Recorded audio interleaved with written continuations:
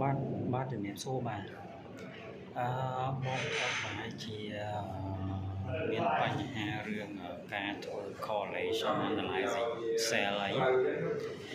បងប្អូនដឹងស្រាប់ហើយcorrelation បាទថាយើង